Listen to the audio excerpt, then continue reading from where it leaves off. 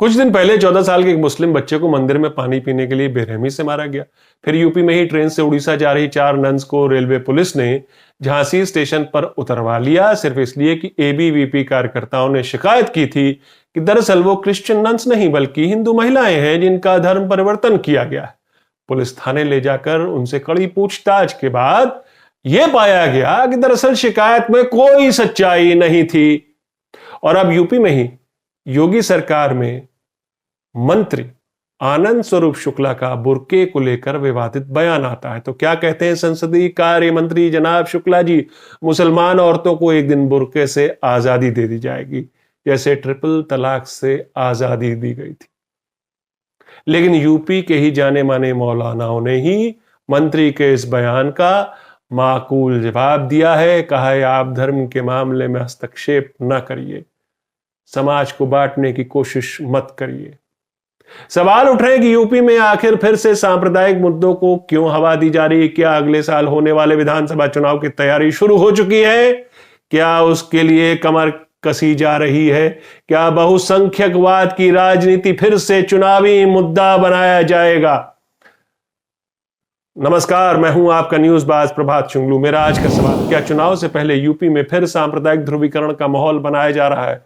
अपने जवाब हां या ना में जरूर दीजिएगा। इस मुद्दे पर मैं आगे जाने से पहले आपको राहुल गांधी के एक दिलचस्प बयान के बारे में भी बताना चाहूंगा, जिसमें उन्होंने कहा कि वो आरएसएस को अब संघ परिवार नहीं कहेंगे। आखिर क्यों कहा उन्होंने ऐसा, इसका जवाब जानेंगे मगर थोड़ी देर बाद। तो योगी सरकार में संसदीय कार्य मंत्री आनंद स्वरूप शुक्ला कहते हैं कि जल्द ही वो समय आएगा जब मुस्लिम औरतों को बुर्के से आजादी दे दी जाएगी, जैसे उन्हें ट्रिपल तलाक से आजादी दे दी गई। वो कहते हैं कि बुर्का एक बहुत ही शैतानी प्रथा है, इविल कस्टम। कई मुस्लिम देशों में बुर्के पर बैन है।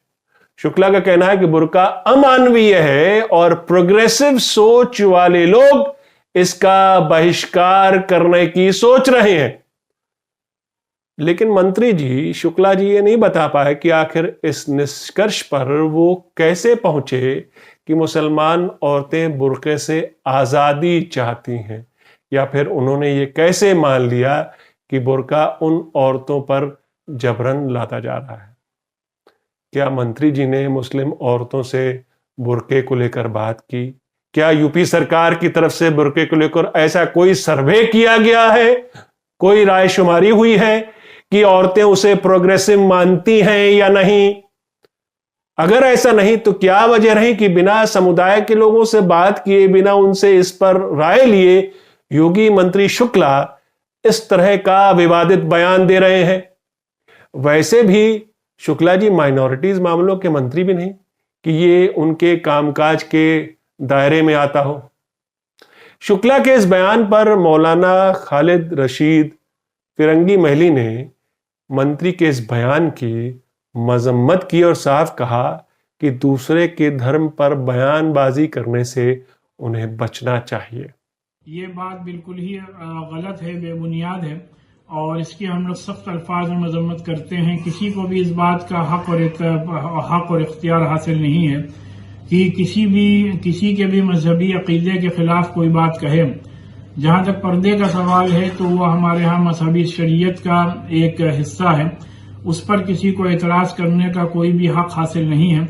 लिहाजा हमारी सबसे यही अपील है कि अपने अपने मजहब पर अमल करते हुए बाकी तमाम मजाहिब की पूरी तरीके से इज्जत और एहतराम करें, और यही हमारे मुल्क की शानदार रवायत रही है और इसी पर हम सबको आगे बढ़ना चाहिए। आज जबकि कोविड-19 की वजह से हर शख्स मास्क लगाने पर मजबूर हो गया है, उसके बावजूद भी इस तरीके की बातें कहना हम समझते हैं बहुत ही गलत और अफसोसनाक।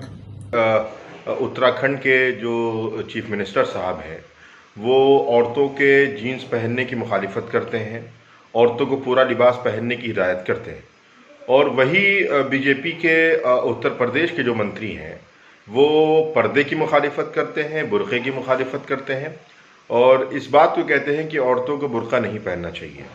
तो एक ही पार्टी के दो लोगों में जो विरोधाभास नज़र आ रहा है ये आपको इस बात के लिए दर्शाता है कि ये मजहब की राजनीति के तहत ये काम किया जा रहा है, जिसका मकसद सिर्फ और सिर्फ अवाम को मेन मुद्दों से डाइवर्ट करना है। बल्कि आनंद स्वरूप शुक्ला ने 2 दिन पहले लाउड स्पीकर पर अजान को लेकर भी यूपी के बलिया प्रशासन को लिखा था कि मस्जिदों पर लगे लाउड स्पीकर से उन्हें और उनके योग में, ध्यान में, पूजा में बाधा पहुंच रही है, उन्हें सरकारी काम करने में बाधा पहुंच रही है। इसलिए अदालत के निर्देशानुसार लाउड स्पीकर की वॉल्यूम कम करवाई जाए। बल्कि उन्होंने लोगों को भी कहा कि आपको भी अगर इस पर कोई शिकायत है, कोई आपत्ति है, तो आप पुलिस में अपनी शिकायत दर्ज कीजिए। एक तरह से धमकी भरे अंदाज में वो ये भी कहते हैं कि अगर उचित कदम नहीं उठाए गए तो फिर वो आगे तय करेंगे उनको क्या करना है। और ये इंडियन एक्सप्रेस की रिपोर्ट में छपा भी है। मस्जिदों में लाउड स्पीकर पर अजान के खिलाफ ये यूपी में हाल फिलहाल पहली आवाज नहीं उठी। हाल फिलहाल इलाहाबाद यूनिवर्सिटी की वाइस चांसलर ने भी स्थानीय प्रशासन से शिकायत दर्ज की थी। उसके बाद मस्जिद ने लाउड स्पीकर का मुंह इसी के घर की तरफ से हटाकर दूसरी ओर कर दिया था। अब योगी सरकार में मंत्री ने यूपी के दूसरे शहर में, बलिया में, यही मुद्दा उठाया है। मुद्दे का सार यह है कि मुसलमानों की वजह से हिंदुओं की पूजा में बाधा पड़ रही। बीजेपी माइनॉरिटी अपीजमेंट का मुद्दा बरसों से उठाती रही है। उसका ही फेवरेट सब्जेक्ट रहा है। कांग्रेस और दूसरी पार्टियों को इसका जिम्मेदार ठहराती रही है। अब इस मुद्दे को माइनॉरिटी अपीजमेंट के बरक्स मेजॉरिटेरियन सेंटिमेंट को पोसने, बहुसंख्यक सेंटिमेंट को पोसने से जोड़कर ना देखा जाए तो कैसे देखा जाए? आखिर बीजेपी फिर वही सांप्रदायिक मुद्दे उठा रही, या मुद्दों को सांप्रदायिक रंग दे रही, या उनका राजनीतिकरण कर रही? जो मुद्दे अव्वल तो प्रशासनिक स्तर पर ही सौहार्दपूर्ण वातावरण में सुलझाए जा सकते हैं। तो क्या ये एक रणनीति का हिस्सा है? क्या हिंदू मुस्लिम मुद्दे फिर से इसलिए उछाले जा रहे हैं क्योंकि यूपी में अगले साल विधानसभा चुनाव होने हैं? बुर्के का मुद्दा उठाया जा रहा है, ट्रिपल तलाक का मुद्दा उठाया जा रहा है। क्या फिर से बीजेपी की चुनावी रणनीति में हिंदू मुस्लिम पोलराइजेशन सर चढ़कर बोल रहा है? मौलाना सूफियान निजामी तो पूछ रहे कि क्या लोगों को फिर से जमीनी और असल मुद्दों से भटकाने की कोशिश की जा रही? देखिए, इस तरीके के जो बयानात दिए जा रहे हैं, ये एक सोची समझी साजिश के तहत, रणनीति के तहत दिए जा रहे हैं। आपको पता है कि सुबह उत्तर प्रदेश में इलेक्शन होने वाला है, और इलेक्शन को मद्देनज़र रखते हुए कोई ना कोई धार्मिक मुद्दा ढूंढा जा रहा है कि जिससे आवाम को रोज़गार और तरक्की जैसे मुद्दों से डाइवर्ट करके उनको फिर उसी धार्मिक मुद्दे का रंग देकर उनको बहला फुसलाकर फिर से एक बार मजहब की राजनीति में लाकर डाल दिया जाए। पिछले दिनों की कुछ घटनाएं बताता हूं, पैटर्न ढूंढिएगा इसमें कॉमन क्या है। महिलाओं की जीन्स भारतीय संस्कृति नहीं है, रिप्ड जीन्स अंग प्रदर्शन है दरअसल। ममता बनर्जी दरअसल अपना पैर दिखाना चाहती हैं, इससे अच्छा वो होता कि वो बरमुडा पहन लेती। ये कौन बोल रहे हैं? ये बीजेपी के पश्चिम बंगाल प्रभारी दिलीप घोष के शब्द हैं, जो राज्य की मुख्यमंत्री के लिए इस्तेमाल कर रहे हैं। और शर्मनाक बात यह है कि दिलीप घोष को अपने इन शब्दों के लिए कतई अफसोस नहीं है, क्योंकि ये उनकी राजनीति में फिट बैठता है कहीं। फिर यूपी में क्रिश्चियन नन्स के खिलाफ वो झूठी शिकायत और उन नन्स का वो ह्यूमिलिएशन, और अब लेटेस्ट यूपी के मंत्री का बुर्के को लेकर बयान। इन सभी घटनाओं में कॉमन यह है कि बीजेपी से ये सारे लोग जुड़े हुए हैं।